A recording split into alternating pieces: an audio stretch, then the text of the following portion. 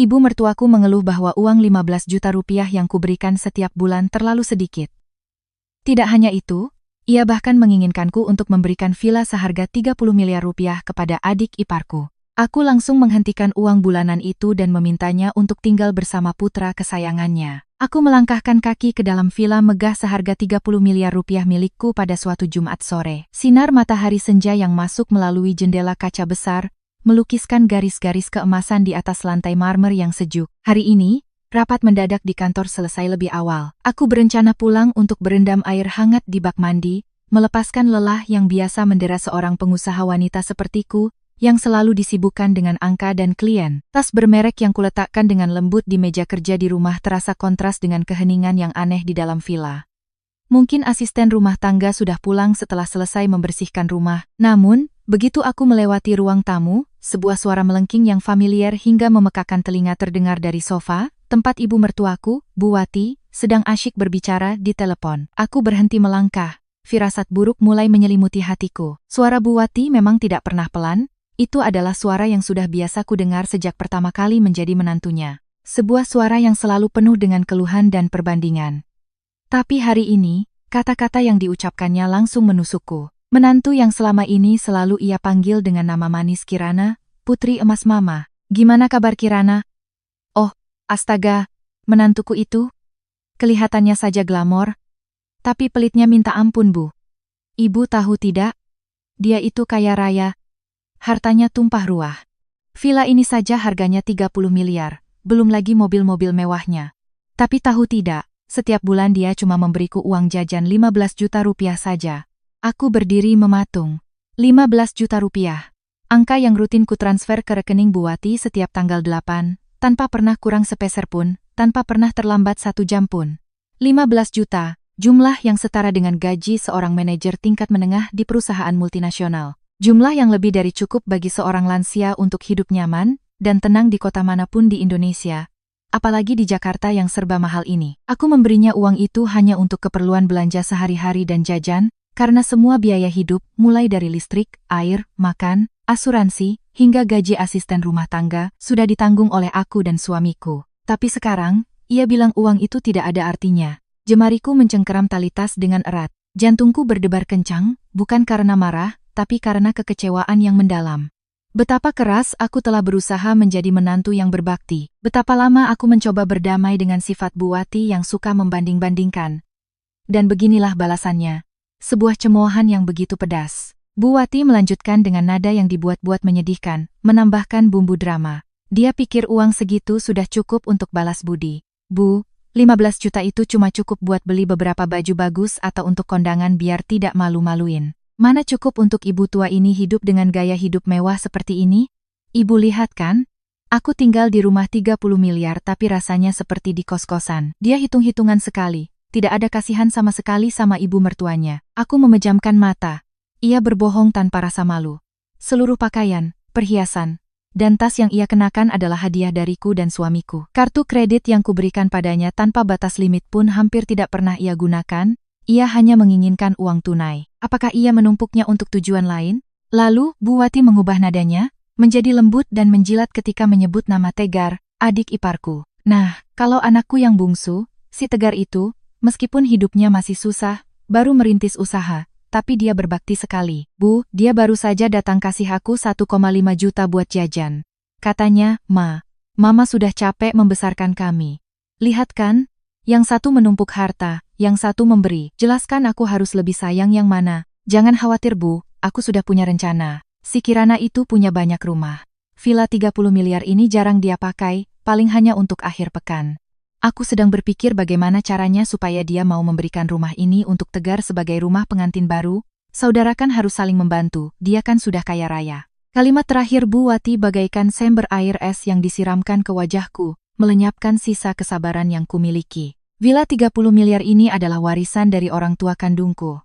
Sesuatu yang telah kupertahankan dengan keringat dan air mata, kini menjadi mangsa empuk di mata ibu mertua dan adik iparku yang tidak tahu diri. Terlebih lagi, fakta bahwa Tegar memberinya 1,5 juta adalah tamparan kedua bagiku. Aku tahu persis siapa Tegar. Aku menarik napas dalam-dalam, menahan ledakan amarah yang bergejolak di dada. Aku tidak tahan lagi. Aku melangkah masuk ke ruang tamu, berdiri berhadapan dengan Bu Wati. Ia masih tersenyum lebar sambil memegang telepon, sama sekali tidak menyadari bahwa menantunya telah mendengar seluruh drama yang baru saja ia ciptakan. Baru ketika aku bersuara, ia terlonjak kaget. Mama sedang sibuk bicara, ya? Suaraku tidak tinggi, tapi cukup dingin untuk membuat Bu Wati sedikit tersentak. Bu Wati tergagap, buru-buru mematikan telepon. Matanya menatapku dengan gugup. Oh, Kirana? Tumben pulang cepat? Mama tadi cuma ngobrol-ngobrol biasa sama teman. Kamu bikin kaget saja. Oh iya, Mama tadi berencana beli baju baru. Ia mencoba mengalihkan pembicaraan, wajahnya berusaha keras mempertahankan ekspresi ramah seperti biasanya. Tapi aku tidak membiarkannya. Aku tidak mau lagi memainkan peran sebagai menantu yang sabar. Aku butuh kejelasan. Aku meletakkan koper kecilku di lantai, menatap lurus ke matanya, mata yang sudah lelah karena pekerjaan kini ditambah dengan lapisan kekecewaan yang tak bisa disembunyikan. Mama tidak perlu berputar-putar lagi, aku sudah dengar semuanya. Uang 15 juta setiap bulan yang Mama terima dariku tidak ada artinya. Dan Mama sedang berencana memaksaku memberikan rumah ini kepada Tegar, kan? Wajah Bu Wati berubah dari pucat pasi menjadi merah padam. Ia buru-buru berdiri, panik. Astaga, kamu salah dengar nak. Mama cuma mengeluh biasa saja sama teman. Anak muda jangan terlalu banyak pikiran. Mama sudah tua, cuma ingin hidup tenang. Aku menggeleng. Tidak setuju dengan alasannya. Itu bukan keluhan biasa, Ma. Aku mau bertanya terus terang, dengan 15 juta sebulan di Jakarta ini, di mana semua biaya hidup sudah aku tanggung, apakah Mama bilang itu tidak cukup? Maaf, Ma, tapi uang itu setara dengan gaji bulanan seorang manajer atau insinyur hebat. Aku memberikannya agar Mama bisa senang dan nyaman, bukan untuk Mama banding-bandingkan dan menuduhku pelit. Aku maju selangkah, suaraku semakin tegas. Dan sekalian, aku ingin memberitahu Mama sebuah fakta lain. Uang 1,5 juta yang diberikan Tegar dengan penuh bakti itu sebenarnya berasal dari 35 juta rupiah yang baru kemarin ia pinjam dariku, dengan alasan untuk modal usaha.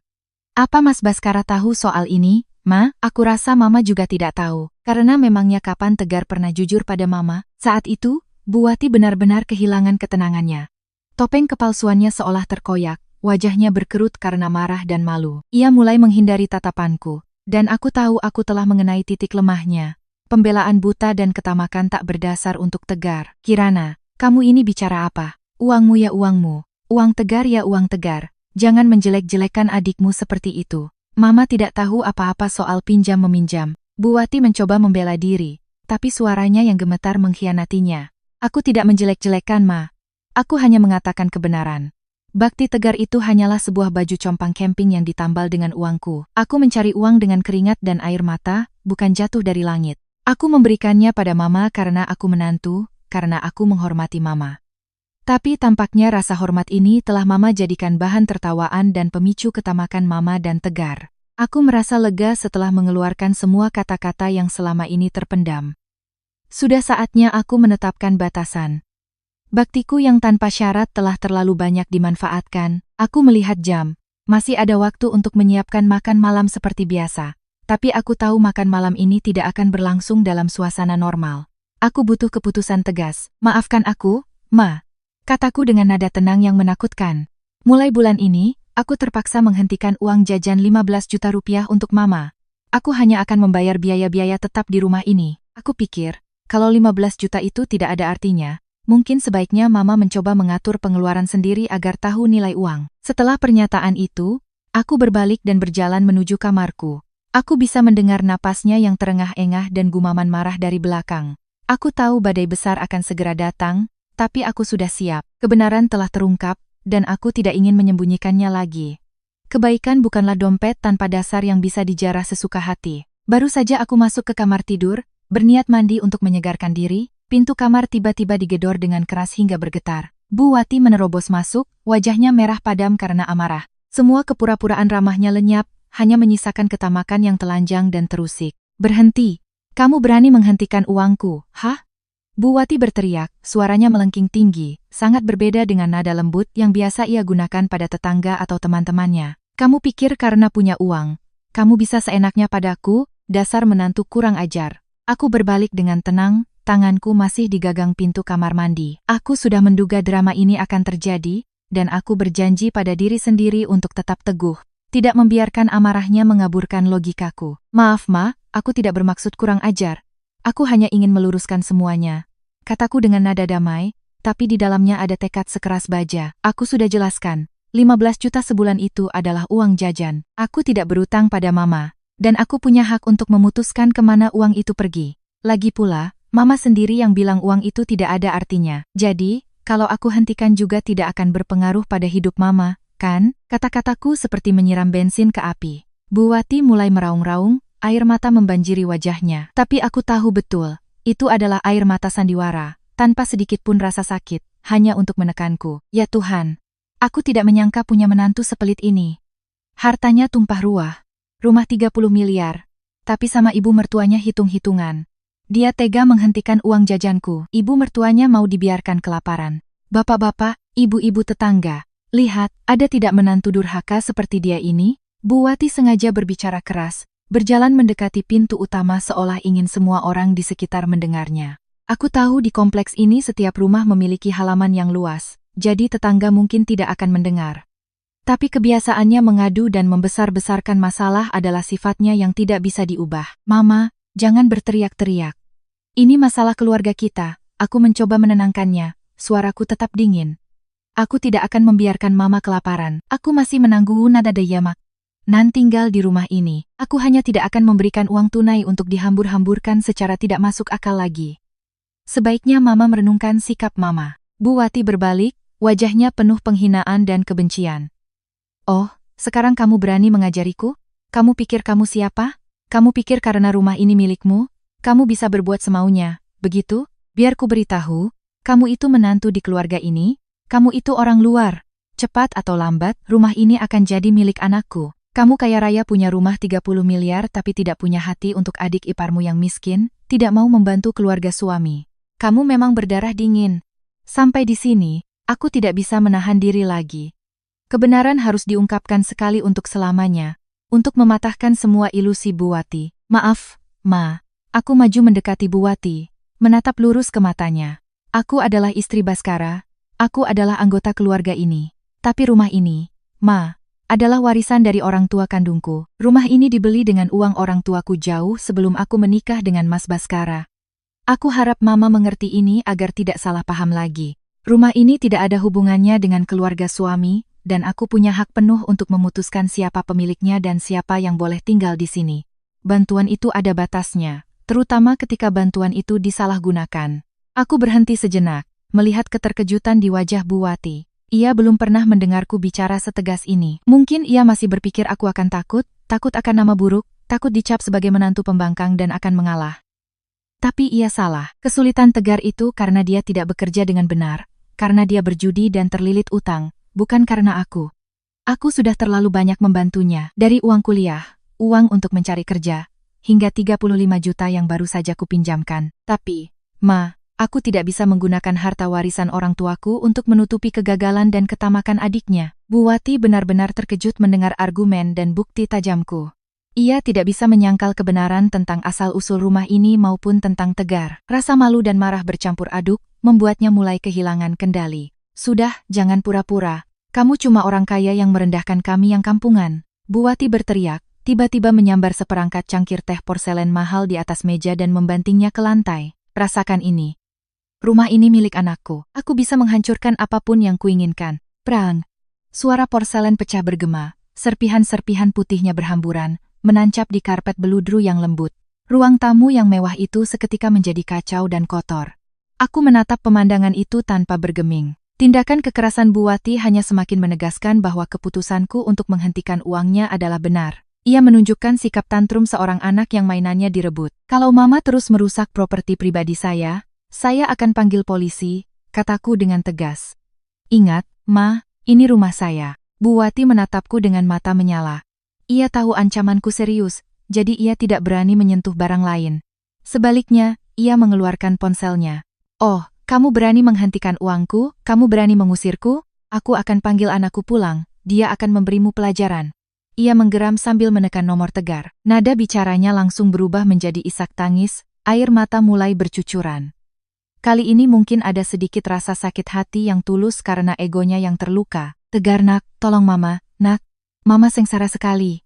Si Kirana itu menghentikan uang jajan Mama. Dia bilang Mama serakah, dia hina Mama kampungan. dia bahkan mau mengusir Mama dari rumah. Cepat pulang, nak, kalau tidak Mama bisa mati kelaparan. Tidak ada uang buat belanja, tidak ada uang buat beli obat, nak. Aku berdiri bersandar di kusen pintu, melipat tangan sambil menyaksikan ibu mertuaku memainkan perannya dengan sempurna. Sikapnya yang memutarbalikkan fakta dan menyalahkan orang lain tidak mengejutkanku. Mendramatisir, menangis, dan mengadu adalah senjata yang selama ini ia gunakan untuk memanipulasi Baskara. Dan sekarang, ia ingin menggunakannya untuk menaklukkanku. Tapi ia lupa, aku adalah seorang pebisnis. Aku tidak hanya punya argumen, tapi juga bukti. Dan yang terpenting, aku punya batasan yang jelas. Perang ini, Bu Wati, Mama dan Tegar tidak akan menang. Aku mendengar suara Tegar yang kebingungan di seberang telepon, lalu Bu Wati segera menutupnya dengan wajah penuh kemenangan.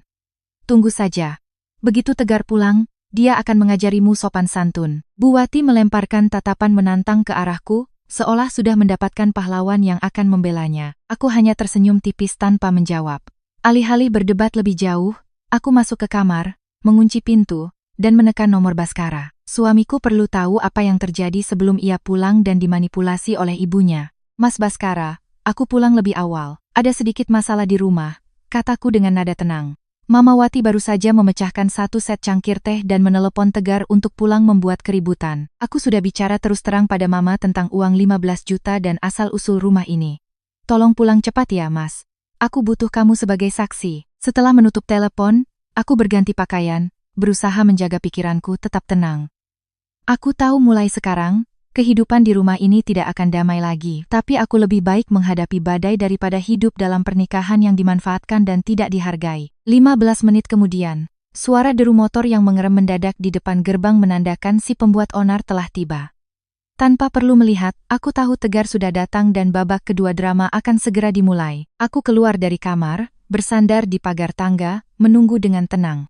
Aku adalah pemilik rumah ini, aku tidak perlu takut. Pintu terbuka dengan kasar, bukan oleh Baskara, melainkan Tegar. Ia menyerbu masuk dengan penampilan preman seperti biasa, kaos oblong kotor, helm dilemparkan begitu saja ke sofa krim yang bersih. Wajah Tegar memerah karena marah, matanya melotot ke arahku yang berdiri di tangga. Mbak Kirana, apa yang Mbak lakukan sampai Mama menangis dan meneleponku? Cuma karena uang 15 juta receh begitu Mbak tega sama Mama. Padahal Mbak bisa menghasilkan miliaran, Tegar berteriak sambil menunjuk lurus ke wajahku. Sebuah tindakan yang sangat tidak sopan dan arogan. Aku perlahan menuruni tangga, menghadapinya dengan tenang. Tegar adalah adik ipar yang sudah sangat sering kubantu. Aku tidak hanya membayar uang kuliahnya, membelikannya laptop, tapi juga membantunya mencari pekerjaan. Tapi tampaknya, semakin kubantu, semakin ia menganggapnya sebagai kewajiban. Rasa terima kasih adalah konsep yang asing baginya. Tegar, kataku dengan suara yang tidak bergetar, bahkan lebih tajam. Pertama, ini rumahku, bukan pasar tempat kamu bisa berteriak-teriak. Kedua, aku menghasilkan uang dengan otak dan tenagaku, bukan jatuh dari langit. Aku menghasilkan 1 miliar. Bukan berarti aku harus membaginya denganmu dan ibumu. Hanya karena dia ibu mertuaku dan kamu adik iparku. Dan ketiga, 15 juta itu bukan uang receh. Aku langsung ke inti masalah tanpa basa-basi. Kamu kerja gajimu berapa, Tegar? Atau kamu hanya pengangguran yang hobinya berjudi? Apa 15 juta itu receh? Itu setara dengan gaji sebulan penuh orang yang bekerja keras. Aku memberikannya pada Mama sebagai tanda bakti. Tapi baktiku bukanlah ember untuk menampung ketamakan tak berdasar dari ibumu dan kamu. Tegar mengabaikan kata-kataku, wajahnya berubah masam, karena malu ketika aku menyinggung pekerjaan dan gajinya. Ia langsung mengalihkan pembicaraan. Mama bilang Mbak menghentikan uangnya. Bagaimana bisa? Mbak tahu kan Mama sudah terbiasa dengan gaya hidup itu? Mbak kaya, tinggal di rumah besar. Kenapa tidak bisa sedikit memikirkan Mama? Aku sangat memikirkan ibuku dan juga ibumu. Tapi bagaimana denganmu, Tegar? Balasku, tatapanku tak goyah. Kamu meminjam 50 juta dariku dengan alasan modal usaha. Tapi kamu baru saja menggunakannya untuk memberi Mama 1,5 juta. Sisanya kemana? Aku punya buktinya. Kamu membawa uang itu untuk berjudi. Kan, Tegar? Sekarang uangnya di mana? Kamu meminjam. Aku tidak memaksa. Tapi aku butuh jawaban. Di mana uangnya? Ketika aku menyebutkan bukti perjudian, Tegar benar-benar kehilangan ketenangannya. Ia mundur selangkah, matanya gelisah menatap ibunya seolah mencari dukungan. Bu Wati, melihat putranya terpojok, segera turun tangan. Hei, Kirana, kamu bicara apa? Tegar itu sedang berusaha jujur, jangan mengada-ada. Uang pinjaman di antara keluarga untuk apa dihitung-hitung? Kamu itu istri kakaknya, kamu punya tanggung jawab untuk membantu adiknya. Bu Wati berteriak, maju dan berdiri di depan Tegar, melindunginya dengan tubuhnya. Aku tersenyum sinis. Ma, aku ini istri Baskara, bukan istri Tegar. Tanggung jawabku adalah membangun keluargaku sendiri. Bantuan itu ada batasnya. Aku meminjamkan 35 juta itu sudah melampaui batas. Mama bilang uang di antara keluarga tidak perlu dihitung. Lalu, apakah rencana Mama meminta rumah 30 miliar milikku untuk Tegar itu juga tidak dihitung? Ma, aku maju selangkah lagi, memojokkan ibu dan anak itu. Rumah ini adalah properti pribadiku, warisan dari keringat dan air mata orang tuaku. Ini bukan bonus yang kudapatkan saat menjadi menantu di keluarga ini. Aku tidak akan memberikannya pada siapapun, baik itu untuk dipinjam Tegar menikah atau untuk tujuan apapun. Tegar kini menjadi semakin tidak tahu malu. Ia menyingkirkan ibunya, menatapku dengan mata penuh hasrat dan keserakahan. Mbak kan punya banyak rumah, yang ini juga kosong. Pinjamkan saja villa di Jakarta Selatan ini untuk rumah pengantin baruku. Setelah menikah aku kembalikan. Aku cuma pinjam setahun kok. Aku kan adik Mas Baskara, berarti adik Mbak juga. Mbak harus bantu aku dong. Aku menatap lurus pada kepalsuan yang tak tahu malu itu. Meminjam? Ia ingin merebutnya. Tidak, Tegar, kataku tegas. Aku tidak akan meminjamkan atau menyerahkan rumah ini padamu. Ini adalah warisan dan akan tetap menjadi milikku. Kamu bisa bekerja dan membeli rumah sendiri. Seperti yang aku dan Mas Baskara lakukan dulu. Kalau kamu mau menikah, carilah uang dan asetmu sendiri. Aku sudah terlalu banyak membantumu. Kebaikan hatiku sudah habis, Tegar. Kata-kataku membuat Tegar dan Bu Wati terdiam. Mereka tidak menyangka aku, menantu yang mereka anggap lemah lembut dan penakut, bisa begitu tegas. Bagus, hebat kamu. Kamu sombong karena punya uang, kamu merendahkan kami. Tegar berteriak, marah karena tujuannya tidak tercapai. Ia mengangkat tangan hendak merusak barang seperti ibunya, tapi kemudian berhenti. Mungkin karena tatapanku yang tajam dan menantang. Tepat di saat paling tegang, terdengar suara kunci diputar di pintu depan. Baskara, suamiku, telah pulang. Suasana di ruang tamu tiba-tiba menjadi hening yang mencekam. Baskara masuk, jasnya bahkan belum sempat dilepas. Melihat pemandangan kacau di depannya. Bu Wati yang menangis terseduh-seduh, Tegar yang berdiri dengan wajah marah, dan aku yang berdiri dengan tangan terlipat, tenang tapi tegas. Ia menunduk melihat lantai. Serpihan-serpihan porselen dari set cangkir teh mahal membuatnya mengerutkan kening. Bu Wati dan Tegar segera memanfaatkan momen itu. Bu Wati berlari memeluk Baskara, memulai puncak drama sandiwaranya. Baskara, nak, kamu pulang juga akhirnya.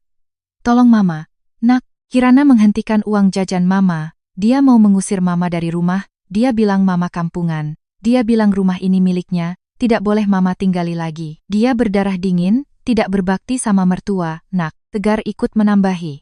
Mas Baskara, Mbak Kirana sudah tidak menganggap Mas lagi.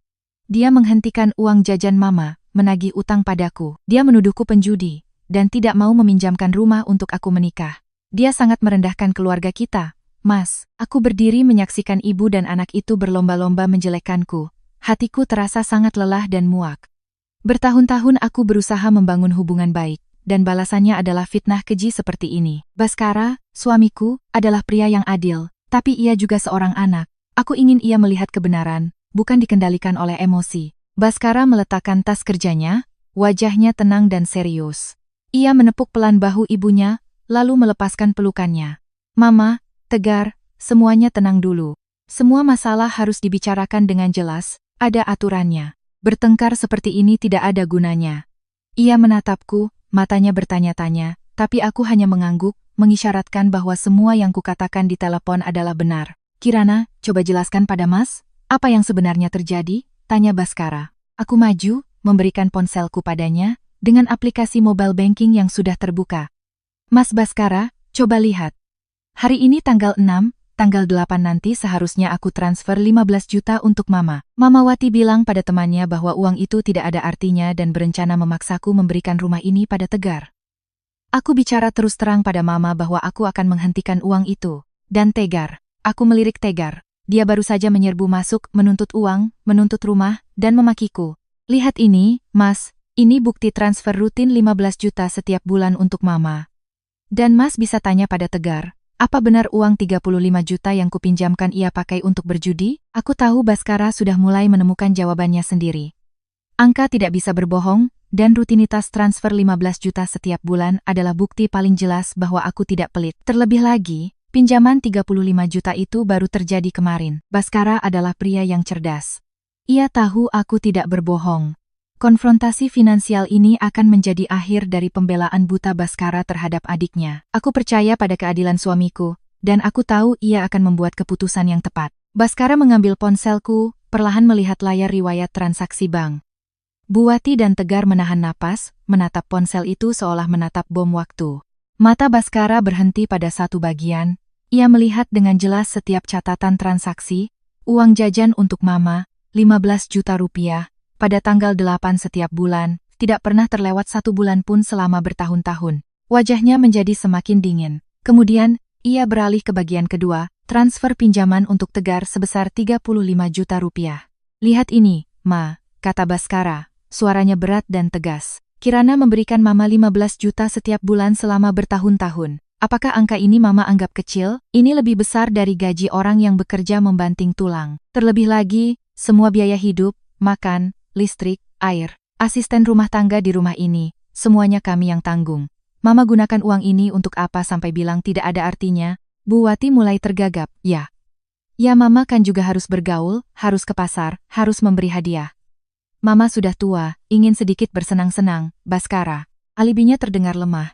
Tidak ada lagi nada garang seperti saat berdebat denganku. Baskara tidak membiarkan Bu Wati berkelit. Ia menoleh ke arah Tegar, matanya setajam pisau. Tegar, uang 35 juta ini bagaimana? Kemarin kamu bilang pada Mas kamu pinjam untuk bertemu klien, untuk modal usaha. Kemana uang itu? Tegar menunduk, tidak berani menatap Baskara. Aku memang ada usaha, Mas, tapi sedang sedikit seret. Aku mengulurkan tangan dan menyalakan rekaman suara singkat dari ponselku. Itu adalah rekaman panggilanku dengan Maya, pacar Tegar, ketika ia meneleponku untuk meminta nasihat karena Tegar terus meminjam uang darinya. Suara Maya terdengar jelas di ruangan yang hening. Mbak Kirana, aku bingung sekali. Mas Tegar terus memintaku meminjamkan uang untuk modal usahanya, tapi aku tahu dia membawanya untuk berjudi. Uang 35 juta yang dia pinjam dari Mbak kemarin, dia juga bilang padaku itu untuk melunasi utang di meja judi. Dia terus berjanji, tapi selalu begini akhirnya. Rekaman berakhir. Keheningan yang mematikan menyelimuti ruangan. Kebenaran telah terungkap dengan telanjang. Baskara menatap Tegar. Kekecewaan dan kemarahan membara di matanya. Sekarang kamu masih bisa berbohong, Tegar. Kamu meminjam uang dari istri Mas dengan alasan usaha. Kamu memberi Mama 1,5 juta untuk menutupi jejak, sementara sebagian besar kamu habiskan untuk berjudi. Apa kamu masih menganggap istri Mas, dan Mama ini ada? Tegar tetap diam, hanya berdiri sambil menggigit bibir. Wajahnya pucat pasi karena terbongkar. Pada saat inilah aku memutuskan untuk mengeluarkan bukti terakhir, sesuatu yang akan membuat Bu Wati tidak punya jalan lain untuk membela putra kesayangannya. Mama Wati, kataku sambil menatapnya dengan iba. Mama selalu bilang aku pelit dan tidak sayang mertua. Izinkan aku mengingatkan Mama pada satu hal. Bulan lalu Mama sakit dan dirawat di rumah sakit selama hampir seminggu karena bronkitis parah. Mama ingat? Bu Wati mengangguk lemah. Selama seminggu Mama di rumah sakit, siapa yang berjaga siang dan malam, merawat Mama, menyiapkan setiap makanan dan obat? Itu aku, Ma. Mas Baskara sedang ada tugas mendadak di Surabaya. Tegar, yang katanya sibuk bertemu klien yang artinya sedang di meja judi hanya mampir sekali selama 5 menit lalu pergi. Siapa yang membayar 100% biaya rumah sakit, dari biaya kamar hingga obat-obatan mahal? Itu juga aku, Ma. Aku menatap lurus ke mata Bu Wati, tidak memberinya kesempatan untuk menghindar. Aku melakukan semua itu bukan untuk pamer. Aku melakukannya karena aku adalah menantu, itu adalah tanggung jawabku. Tapi Mama melupakan semuanya, hanya mengingat 1,5 juta rupiah yang Tegar berikan dari uang pinjamannya dariku, lalu Mama berbalik mencemooh dan memfitnahku pelit dan durhaka. Mama lihatkan, ketidakadilan ini tidak bisa kutolerir lagi, Ma. Bu Wati benar-benar hancur. Air mata yang tulus akhirnya mengalir di pipinya. Ia menyadari bahwa menantu yang dibencinya adalah orang yang paling tulus merawatnya, sementara putra kesayangan yang selalu dibelanya adalah anak yang tidak peduli dan hanya memanfaatkannya. Baskara menatap pemandangan itu, kekecewaan dalam dirinya mencapai puncaknya. Ia menoleh ke arah Tegar, suaranya serak menahan amarah. Tegar, Mas tidak percaya kamu bisa begini. Mas tidak percaya kamu melakukan semua ini. Segera kembalikan 50 juta itu pada Mbak Kirana. Kalau tidak, jangan salahkan Mas kalau Mas tidak menganggapmu adik lagi. Tegar menatap kakaknya dengan wajah kosong. Mas Baskara, aku tidak punya uang untuk mengembalikannya sekarang. Beri aku waktu, aku mohon Mas. Tidak ada waktu lagi. Utang judimu, kamu selesaikan sendiri. Mas dan Mbak Kirana tidak akan pernah membayar utangmu lagi. Dan Mama, Baskara menoleh pada Bu Wati, Mama tidak boleh lagi menuntut hal-hal yang tidak masuk akal. Rumah ini milik Kirana, milik kami berdua. Mama tidak punya hak untuk memintanya bagi Tegar. Mama harus menghormati Kirana. Baskara telah memberikan keputusan akhirnya, berpihak padaku sepenuhnya. Aku tahu keputusan ini tidak mudah baginya, tapi ini adalah keadilan yang pantas kudapatkan, dan ini adalah langkah yang diperlukan untuk menyelamatkan keluarga kecil kami. Bu Wati menatapku, lalu Baskara, lalu Tegar. Ia merasa benar-benar terisolasi, semua taktiknya gagal. Kemarahan kembali membara, kali ini kemarahan dari pihak yang kalah. Bagus, bagus sekali. Kalian berdua mentang-mentang punya uang lalu menindas ibu tua ini. Mama tidak mau tinggal di sini lagi. Mama pergi biar kalian puas. Bu Wati berteriak, berbalik dan berlari ke kamarnya. Tegar, melihat tidak ada lagi dukungan dari kakaknya, ikut menyelinap pergi mengikuti ibunya. Aku tahu malam ini tidak akan ada kedamaian. Aku menatap Baskara. Ia menghela napas lelah, lalu berjalan mendekat dan memelukku. Maafkan aku, sayang. Aku terlalu memanjakan Mama dan Tegar. Aku mengerti Mas. Tapi aku butuh ketegasan, kataku sambil membalas pelukannya. Aku tidak bisa hidup di rumah di mana aku difitnah, dituntut secara tidak masuk akal, dan propertiku dirusak. Aku butuh Mama dan Tegar tahu di mana batasnya. Aku menatapnya, menyampaikan keputusan yang sudah kupikirkan matang-matang. Mas Baskara, aku akan pindah keluar untuk sementara waktu. Aku butuh ruang sendiri. Semua orang butuh waktu untuk introspeksi. Mas tetap di sini urus semuanya. Aku akan tinggal di apartemen dekat kantor. Aku pikir, ketidakhadiranku akan membuat Mama sadar bahwa 15 juta itu bukan uang receh, dan kehadiranku jauh lebih penting dari yang ia kira. Baskara menatapku, matanya penuh kekhawatiran, tapi ia mengangguk setuju. Ia mengerti ini adalah satu-satunya solusi saat ini untuk menjaga kedamaian dan prinsip kami. Aku tahu keputusan ini akan disalahartikan oleh Bu Wati sebagai tindakan meninggalkan suami, tapi aku tidak takut. Aku lelah hidup di bawah bayang-bayang ketakutan akan nama buruk. Aku butuh istirahat. Sebuah penegasan bahwa aku tidak akan membiarkan diriku diperlakukan seperti ini lagi. Keputusanku untuk pindah keluar kuambil dengan tegas, tanpa keraguan. Malam itu juga, aku mengemasi beberapa setel pakaian dan barang-barang pribadi yang penting. Baskara membantuku membawa koper. Suasana di rumah terasa berat, tapi aku merasakan kelegaan seolah beban psikologis yang selama ini kupikul telah terangkat.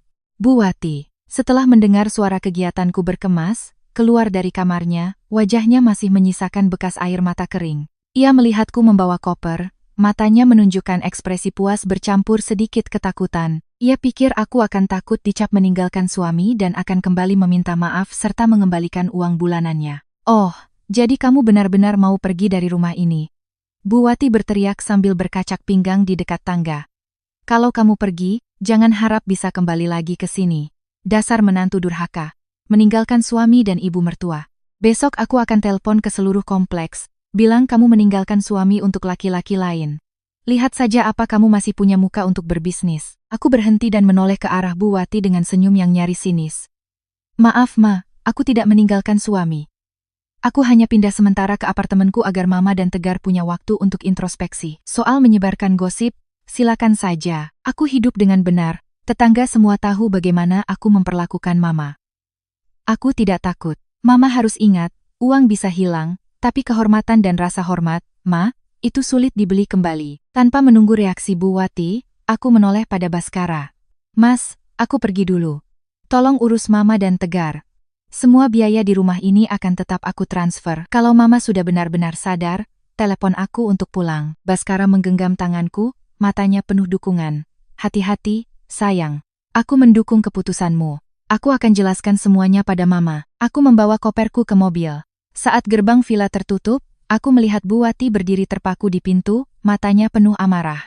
Ia terbiasa melihatku mengalah dan menunduk. Sekarang ia harus menghadapi kenyataan baru. Aku bisa hidup dengan sangat baik tanpa perlu persetujuannya. Aku mengemudi menuju apartemenku. Sebuah unit kecil namun nyaman, yang biasa kugunakan untuk istirahat siang atau bekerja. Di sini, aku mendapatkan ketenangan mutlak, jauh dari semua kebisingan dan gangguan ibu serta adik iparku. Aku tahu perang dingin ini telah resmi dimulai, dan aku siap menghadapi semua taktik yang mungkin akan dilancarkan Bu Wati. Keesokan harinya, seperti dugaanku, Bu Wati memulai kampanye fitnahnya. Ia menelepon teman-temannya, berjalan-jalan di sekitar kompleks, dan mengeluh pada siapapun yang ia temui. Menantuku kabur dengan laki-laki lain, Bu. Dia kaya tapi tega membiarkan ibu tua ini kelaparan. Uang 15 juta sebulan pun dia hentikan. Sekarang saya harus makan apa, Bu? Namun, taktik Bu Wati tidak berhasil. Para tetangga tahu aku adalah orang yang baik dan pekerja keras. Mereka pernah melihatku memberinya hadiah-hadiah mahal setiap lebaran. Mereka melihatku menyewa perawat saat ia sakit. Mereka melihatku membelikannya pakaian dan perhiasan. Terlebih lagi, keluhannya tentang uang 15 juta yang dihentikan secara tidak langsung mengungkapkan bahwa ia selama ini menerima jumlah sebesar itu dari menantunya. Seorang tetangga yang baik hati, Bu Ratih, yang pernah kubantu, berkata terus terang pada Bu Wati.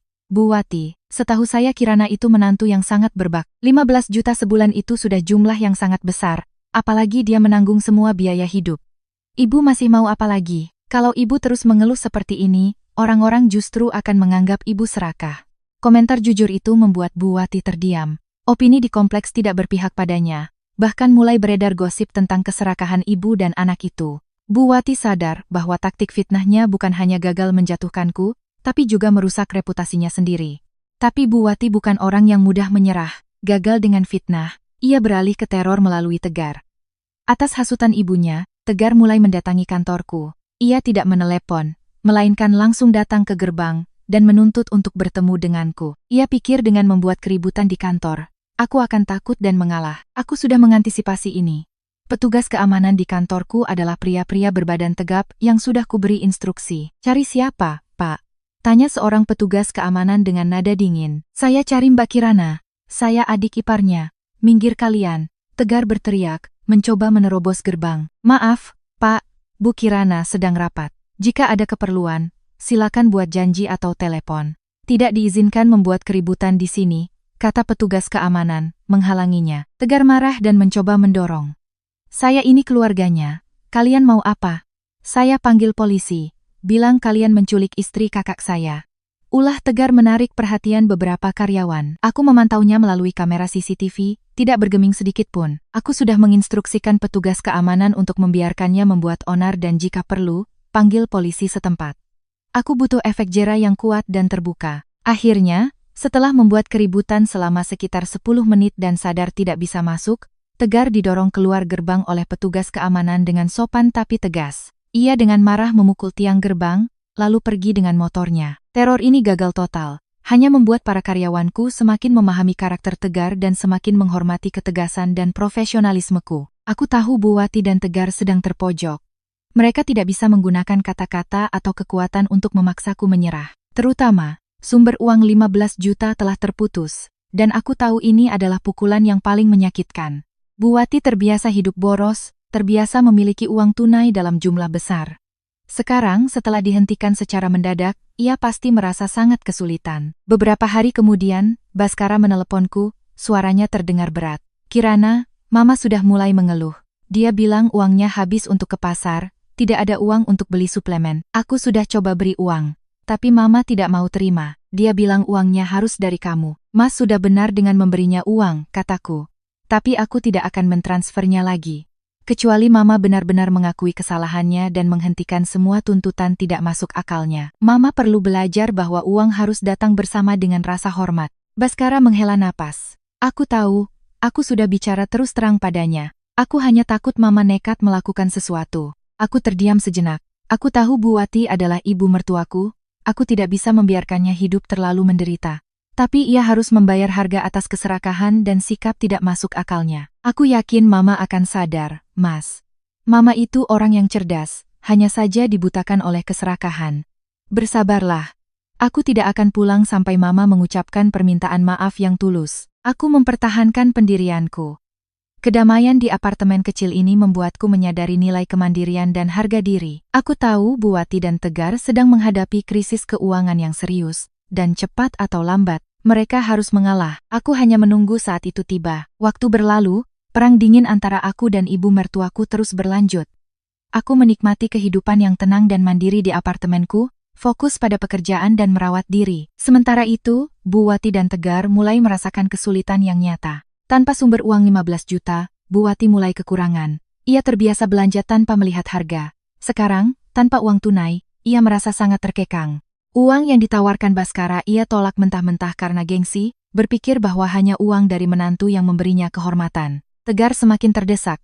Utang judinya sebesar 35 juta terus berbunga, dan penagih utang mulai menerornya. Ia tidak punya uang lagi untuk foya-foya, dan ibu anak itu akhirnya jatuh miskin. Akhirnya, setelah hampir sebulan aku pindah, Baskara meneleponku, suaranya terdengar cemas dan lelah. Kirana, sepertinya sudah saatnya. Mama dan Tegar ingin bertemu denganmu. Mama bilang ingin minta maaf, dan berharap kamu pulang. Aku terdiam sejenak. Aku tahu ini adalah hasil dari kesulitan finansial. Bukan penyesalan yang tulus, tapi aku harus memberi mereka kesempatan, agar mereka tahu bahwa aku bukan orang yang kejam, tapi aku punya batasan. Aku setuju bertemu, tapi bukan di rumah kita. Mas, bawa Mama dan Tegar ke Cafe X, tempat aku biasa bekerja. Aku ingin pembicaraan ini berlangsung di tempat umum, agar semua bisa tetap tenang dan saling menghormati. Aku memilih sebuah kafe yang tenang, di mana tidak ada orang yang kami kenal. Aku datang lebih dulu dan menunggu. Tak lama kemudian, Baskara masuk, diikuti oleh Bu Wati dan Tegar. Bu Wati mengenakan pakaian yang sedikit kusam, wajahnya terlihat lelah dan tirus, tidak ada lagi kesegaran dan kemewahan seperti biasanya. Tegar tampak lebih buruk, penampilannya kuyu, matanya gelisah memandang sekeliling. Mereka duduk. Suasana terasa sangat canggung. Baskara menatapku, seolah ingin meminta maaf atas nama ibu dan adiknya. Kirana, Mama mau bicara. Baskara memulai, mencoba memecah keheningan. Bu Wati berdeham, memaksakan senyum. Ia menatapku dengan pandangan penuh selidik. Kirana, nak, Mama salah. Mama tahu Mama sudah mengatakan hal-hal yang tidak pantas. Mama sudah tua, sering pikun. Jangan marah lagi ya, nak. Bu Wati berkata dengan suara lemah, sangat berbeda dengan nada melengkingnya tempo hari. Mama minta maaf. Kamu mau pulang kan? Pulanglah. Lalu berikan uang bulan ini untuk Mama belanja. Mama benar-benar sudah tidak punya uang. Aku menatap lurus ke mata Bu Wati. Permintaan maaf ini terasa sangat dipaksakan. Ini bukan berasal dari penyesalan atas keserakahannya, melainkan sebuah taktik untuk mencapai tujuan akhirnya, uang. Setelah minta maaf, ia langsung menagih uang. Terima kasih atas permintaan maaf Mama, balasku dengan sopan, tapi tanpa kehangatan.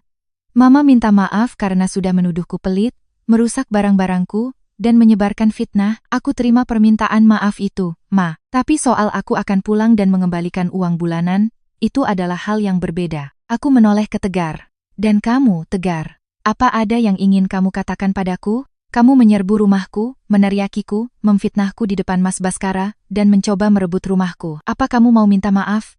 Tegar mengangkat wajahnya, matanya menunjukkan rasa kesal. Tapi ia jelas lebih butuh uang. Ia berkata dengan enggan, Saya minta maaf Mbak. Saya tahu saya salah. Maafkan saya. Saya tidak bermaksud begitu. Saya hanya sedang kalut. Kamu kalut karena aku membongkar kebiasaan judimu dan rencanamu merebut properti, Tegar, kataku terus terang. Tapi baiklah, aku terima permintaan maaf ini. Sekarang, mari kita bicarakan syarat agar aku pulang.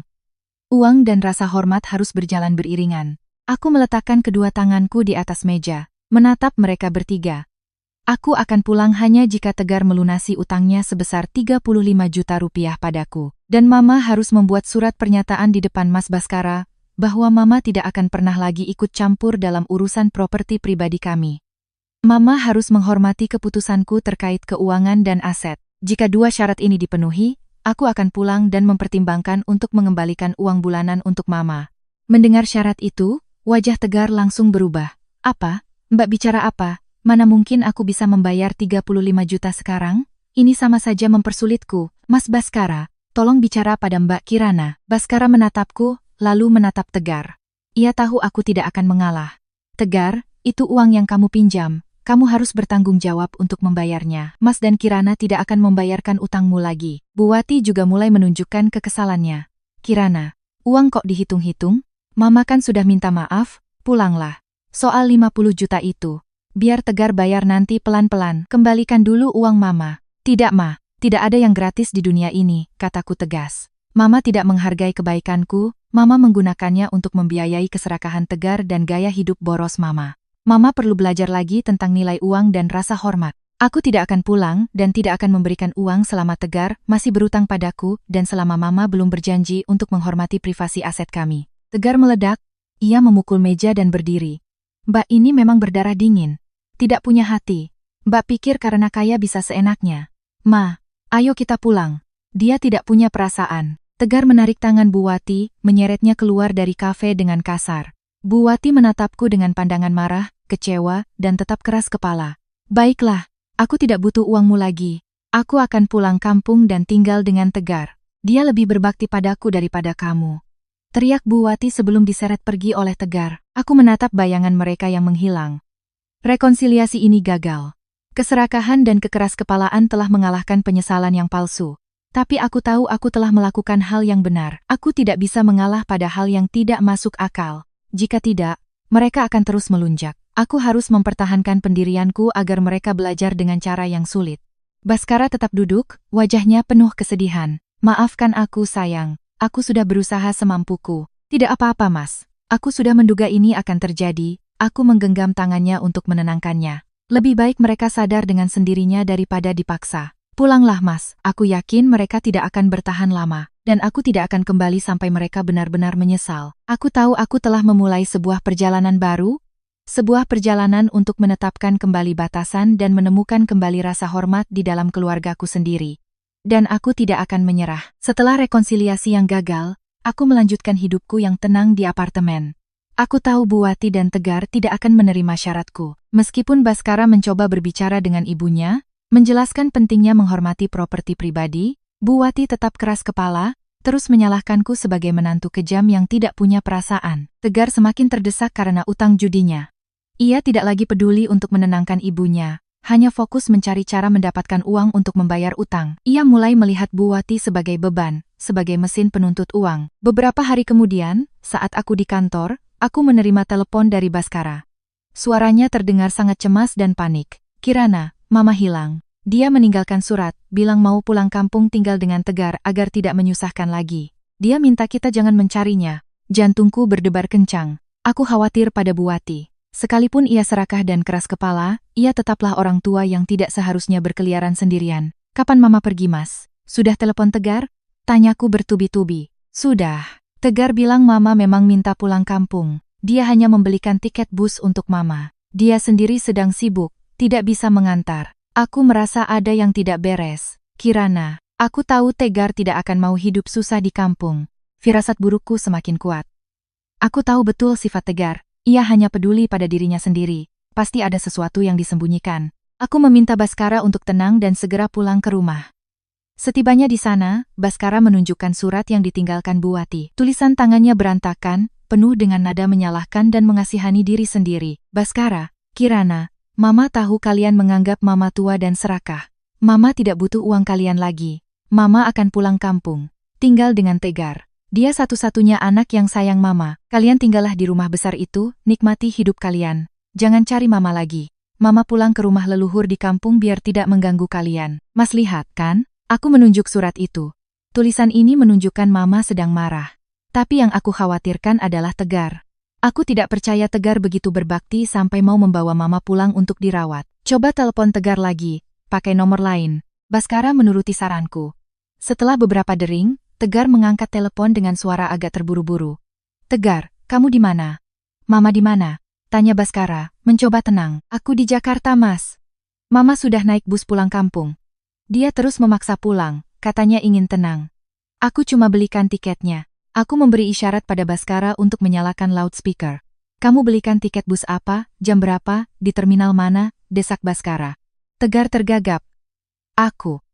Aku belikan tiket bus jam 5 sore kemarin, di terminal Pulau Gebang, tujuan langsung ke kabupaten kita, mas. Mama terus memaksa. Sementara aku sibuk, jadi tidak bisa antar. Seketika aku memahami kebenaran yang kejam.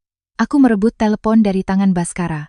Tegar, jangan bohong lagi. Kamu menipu Mama untuk naik bus pulang kampung, bilang untuk menenangkan diri, tapi sebenarnya kamu menelantarkannya di terminal kabupaten dan mematikan ponselmu, kan? Kamu ingin menyingkirkan beban karena Bu Wati terus meminta uang darimu, kan? Di seberang telepon hening sejenak, lalu terdengar suara bentakan Tegar. Mbak bicara apa? Saya tidak tahu. Saya sedang sibuk, jangan memfitnah saya. Lalu ia menutup telepon. Aku menatap Baskara, wajahnya pucat pasi menyadari kenyataan pahit. Mas lihat kan, sudah kubilang, Tegar tidak pernah berniat merawat Mama. Dia menipu Mama untuk menelantarkannya. Bu Wati pasti sudah memberikan semua uang tunainya pada Tegar sebelum pergi. Dia pasti terlantar di terminal kabupaten kita tanpa uang sepeser pun. Aku segera mengambil keputusan. Mas, kita harus segera pulang kampung sekarang juga. Aku sangat khawatir pada Mama. Sekalipun aku marah pada Bu Wati, aku tidak bisa membiarkannya ditelantarkan dengan kejam oleh putranya sendiri. Aku dan Baskara segera berangkat ke kampung malam itu juga. Perjalanan lebih dari 100 km terasa sangat panjang. Ketika kami tiba di terminal kabupaten, hari sudah larut malam. Terminal sepi, tidak ada orang. Kami mencari kemana-mana, bertanya pada setiap petugas keamanan dan pemilik warung. Akhirnya, ketika kami bertanya ke kantor polisi sektor terdekat, kami mendapatkan kabar. Oh, ada seorang ibu tua, dia tersesat dan kelaparan. Di sakunya tidak ada uang sama sekali. Dia terus menangis di terminal. Kami membawanya ke sini untuk beristirahat dan mencoba menghubungi keluarganya, kata seorang polisi. Aku dan Baskara bergegas mengikuti polisi itu ke ruang jaga. Dan di sana, kami melihat Bu Wati. Bu Wati duduk meringkuk di bangku kayu, wajahnya tirus, matanya bengkak karena menangis. Pakaiannya kusut, ia terlihat sangat menyedihkan dan malang. Bu Wati yang biasanya glamor dan bersuara lantang, kini hanyalah seorang ibu tua yang ditelantarkan oleh putra kesayangannya sendiri. Begitu melihat kami, Bu Wati pecah dalam tangis, tapi kali ini bukan tangisan marah atau menyalahkan, melainkan rasa malu dan sakit hati yang mendalam. Baskara, Kirana, kenapa kalian ke sini, Mama? Mama ditelantarkan oleh Tegar, nak. Baskara berlari memeluk ibunya, ia juga tidak bisa menahan air mata. Aku berdiri diam, hatiku terasa pedih. Bu Wati telah memilih anak yang durhaka dan menyingkirkan menantu yang berbakti. Dan sekarang, menantu yang ia benci datang untuk menjemputnya, sementara putra kesayangannya entah di mana. Bu Wati menatapku, matanya basah. Kirana, kenapa kamu datang? Maafkan Mama, Kirana. Mama salah. Aku melangkah mendekat tanpa berkata apa-apa, hanya duduk dengan lembut di sampingnya. Aku tahu ini adalah air mata penyesalan yang tulus. Bukan karena kehabisan uang, tapi karena rasa sakit dikhianati oleh anak yang paling ia cintai. Aku menoleh pada Baskara. Mas, ayo kita bawa Mama ke rumah leluhur di kampung untuk istirahat. Mama perlu makan dan menenangkan diri. Kami membawa Bu Wati ke rumah leluhur. Rumah tua yang berdebu itu terasa menjadi tempat paling hangat saat ini. Aku melihat Bu Wati terbaring lelah di tempat tidur, hatiku dipenuhi rasa iba yang tak terbatas. Ia telah membayar harga yang sangat mahal untuk kekeraskepalaan dan keserakahannya. Rumah leluhur di kampung adalah sebuah bangunan tua.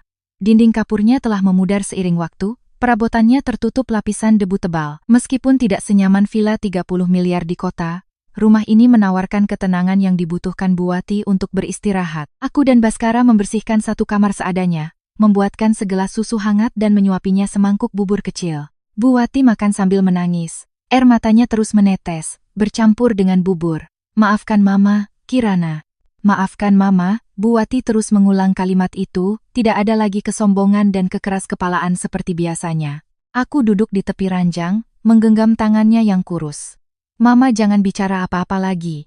Istirahat saja dulu, semuanya kita bicarakan nanti. Tapi Bu Wati tidak bisa diam. Rasa sakit, penyesalan dan kebenaran pahit tentang Tegar telah terlalu lama terpendam. Mama ini bodoh sekali, Kirana, isaknya. Mama selalu berpikir Tegar itu anak yang berbakti, yang tulus sayang Mama. Mama selalu menganggapmu orang luar, orang yang dingin dan hanya peduli uang. Mama terus mengambil uangmu untuk memanjakannya. Kamu tahu, hari itu saat dia menipuku naik bus, dia bilang untuk menenangkan diri di kampung. Dia bahkan memintaku memberikan semua uang tunai padanya. Katanya biar dia simpan agar aman. Mama bodoh sekali, percaya padanya, memberikan semua uangku. Dan ternyata dia menelantarkan Mama di terminal, mematikan ponselnya, dan tidak pernah kembali.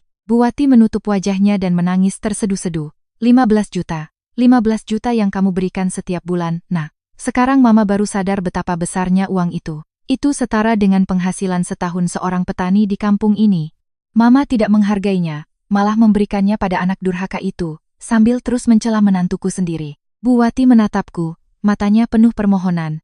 Mama baru sadar, orang yang benar-benar sayang dan merawat Mama itu kamu, Kirana. Kamu yang menyiapkan setiap makanan dan obat untuk Mama, sambil harus menahan sifat buruk Mama. Mama mohon, jangan marah lagi pada Mama. Mama sangat menyesal. Mendengar kata-kata ini, hatiku luluh. Air mata penyesalan ini tulus. Rasa sakit dikhianati oleh anak kandung sendiri adalah sesuatu yang tidak bisa dipalsukan. Bu Wati telah membayar harga yang sangat mahal untuk pelajaran tentang keserakahan dan kekeraskepalaan. Ma, aku tidak marah lagi. Aku tidak pernah marah. Kataku, air mataku juga mulai menetes. Aku hanya sedih karena Mama tidak memahami perasaanku. Aku menghasilkan uang dan memberikannya pada Mama sebagai tanda bakti. Aku tidak pernah merasa rugi, tapi aku butuh Mama menghormatiku, menghormati propertiku, dan tidak dibutakan oleh keserakahan. Baskara ikut duduk dan memeluk ibunya. Ma, istirahatlah, biar pulih. Semuanya biar kami yang urus. Soal Tegar, aku dan Kirana tidak akan pernah membayar utangnya atau melindunginya lagi. Dia harus menghadapi konsekuensinya sendiri. Peristiwa penelantaran di terminal telah benar-benar menyadarkan Bu Wati. Ia sadar bahwa kekayaanku bukanlah sumber daya tak terbatas yang bisa ia jarah sesuka hati. Ia sadar bahwa kasih sayang tidak bisa dibeli dengan uang, dan bakti yang tulus terletak pada tindakan, bukan kata-kata manis dan kepalsuan. Setelah beristirahat semalam, Bu Wati tampak lebih segar, meskipun wajahnya masih menyiratkan kesedihan. Ia memanggilku ke kamarnya. Kirana, Mama sudah memutuskan, Mama setuju dengan semua syaratmu, rumah di kota itu milik kalian berdua.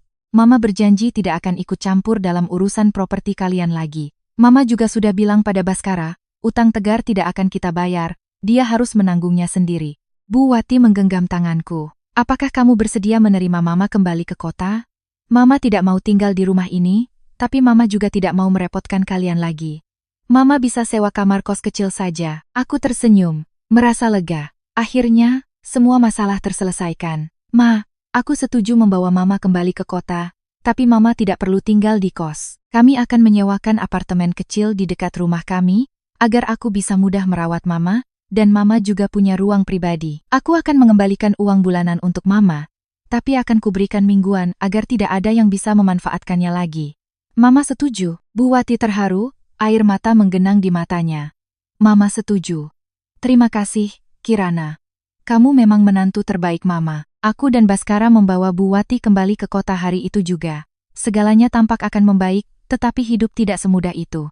Baru saja tiba, Bu Wati tiba-tiba jatuh sakit parah. Guncangan psikologis, kelaparan, dan kelelahan membuatnya sangat lemah. Kami harus segera membawanya ke rumah sakit. Bu Wati harus dirawat di ruang perawatan intensif. Kondisinya kritis.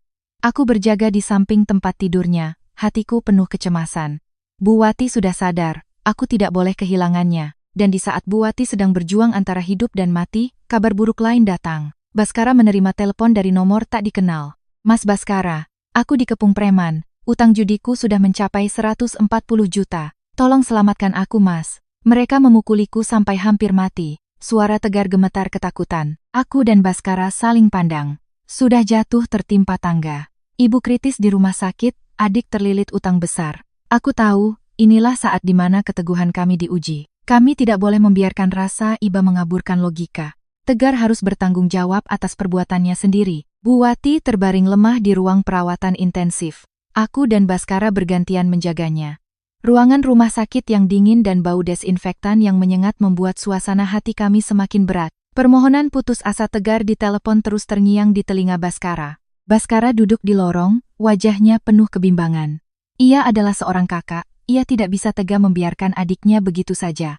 Kirana, aku harus bagaimana sekarang? Utang Tegar 140 juta, dia bilang sedang dikepung preman. Aku tidak bisa meninggalkan adikku, sayang, kata Baskara, suaranya nyaris memohon. Aku duduk di sampingnya, meletakkan tangan di bahunya.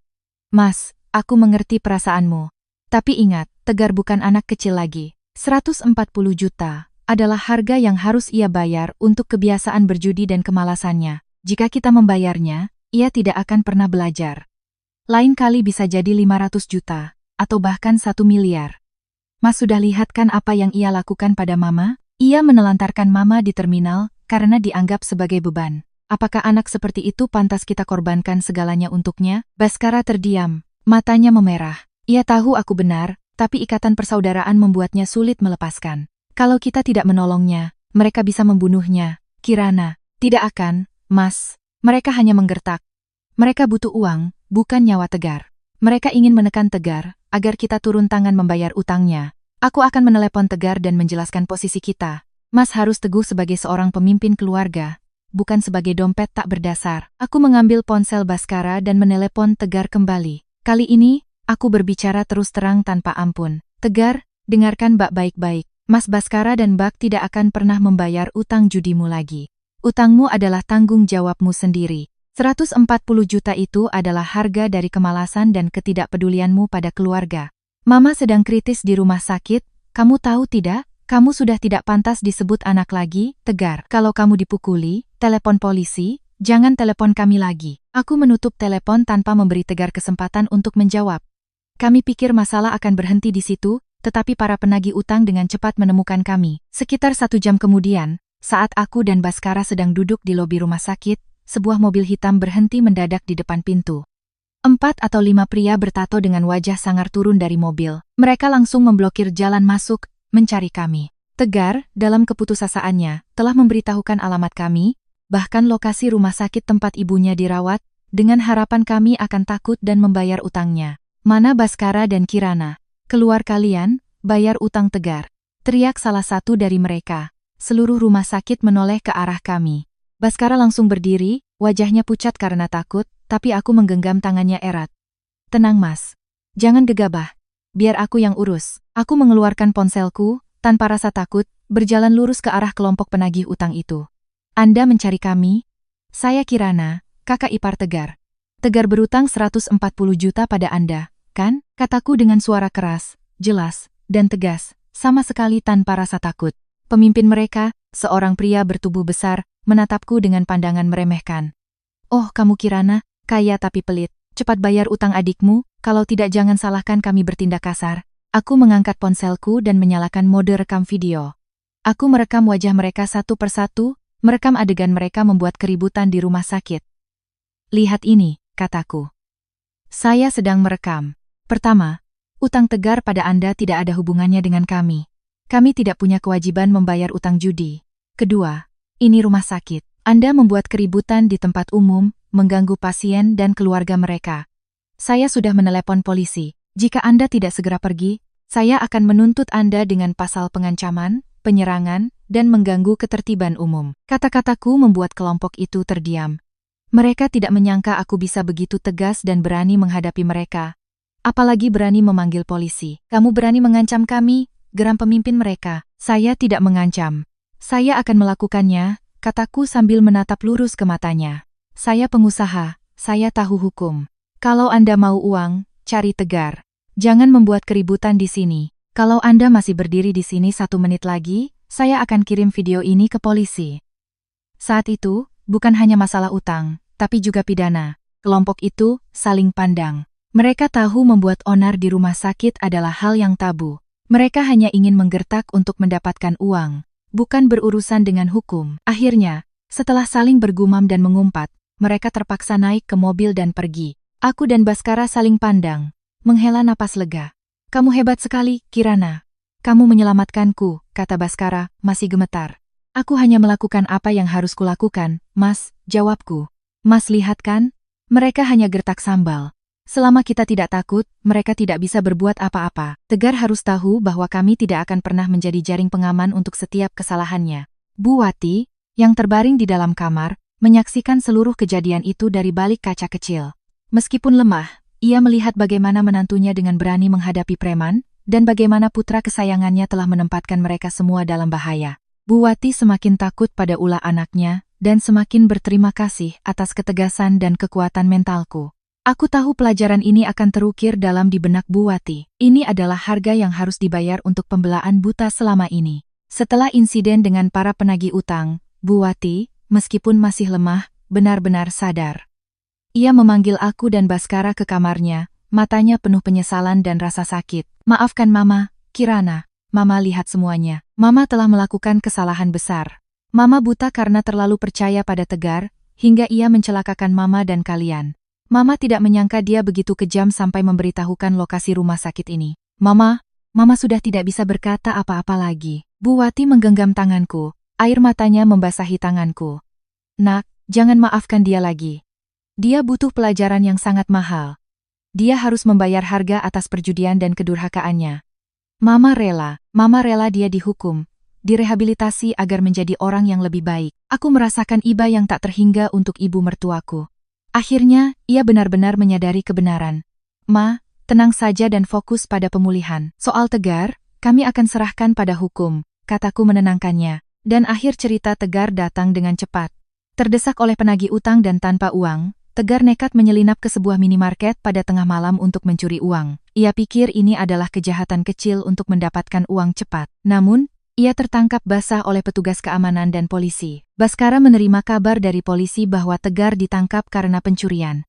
Baik aku maupun Baskara tidak terkejut. Itu adalah akhir yang tak terhindarkan bagi seseorang yang tidak mau bekerja jujur dan hanya mengandalkan kemalasan serta perjudian. Keesokan harinya, Maya, pacar Tegar, datang menemuiku. Ia menangis memohon.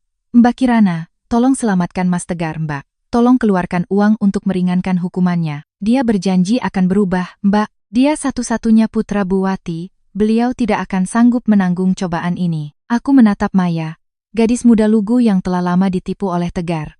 Maya, maaf. Aku tidak akan mengeluarkan uang untuknya, kataku tegas. Tegar harus bertanggung jawab atas perbuatannya. Pencurian adalah kejahatan serius. Masuk penjara, menjalani hukuman, dan direhabilitasi adalah hal yang ia butuhkan untuk menyadari nilai kebebasan, kerja keras, dan hukum. Jika aku menolongnya, ia akan berpikir uang bisa menyelesaikan segalanya dan akan terus mengulangi kesalahannya. Maya menangis terseduh-seduh, tapi aku tetap pada pendirianku. Aku tahu aku melakukan hal yang benar untuk Tegar, sekalipun terasa kejam. Akhirnya, Tegar diadili dan dijatuhi hukuman penjara.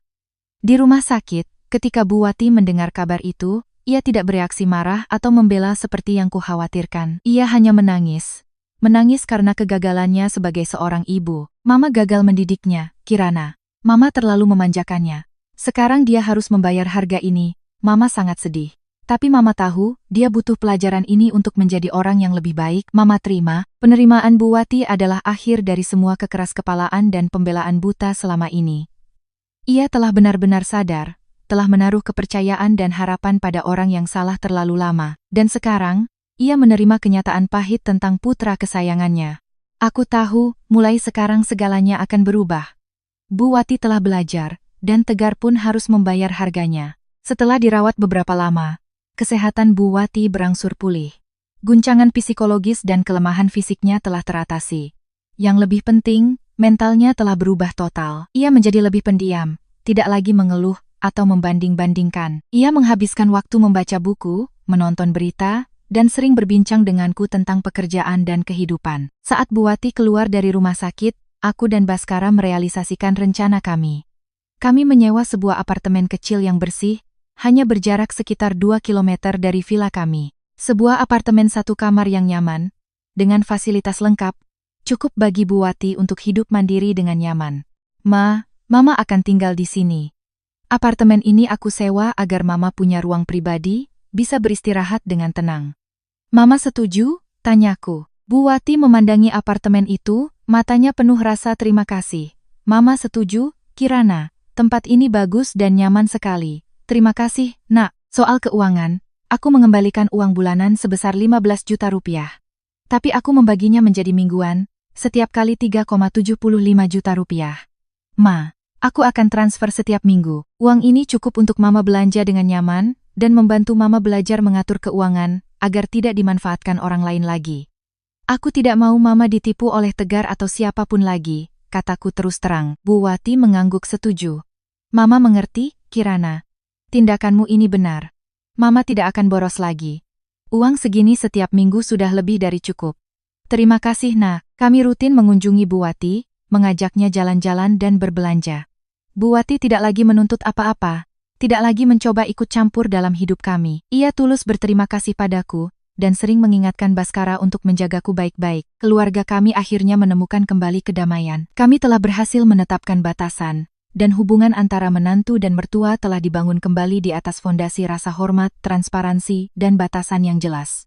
Mengenai Tegar, ia sedang menjalani hukumannya di penjara. Meskipun menyakitkan, Buwati telah menerima kenyataan ini. Ia rutin mengirim surat untuk menyemangati Tegar, menasihatinya agar berkelakuan baik dan memulai hidup baru. Di dalam penjara, Tegar juga mulai menyesali perbuatannya. Ia sadar bahwa hanya kerja keras dan kejujuran yang bisa menyelamatkannya. Ia menulis surat permintaan maaf padaku dan Baskara, berjanji akan memulai hidup baru setelah bebas. Kehidupan kami ditutup dengan kedamaian yang telah pulih. Aku tidak lagi harus hidup dalam ketakutan akan tuntutan dan fitnah. Baskara tidak lagi harus terjebak di antara ibu dan istrinya. Kisah kami adalah pelajaran berharga tentang uang dan rasa hormat. Uang bisa membeli kenyamanan, tapi tidak bisa membeli cinta, rasa hormat, dan batasan. Hanya ketika semua pihak memahami batasan dan saling menghormati, kebahagiaan dan kedamaian sejati bisa tercapai. Aku menatap keluar jendela, melihat sinar matahari yang cerah. Aku tersenyum, perang telah berakhir, dan kami telah menang.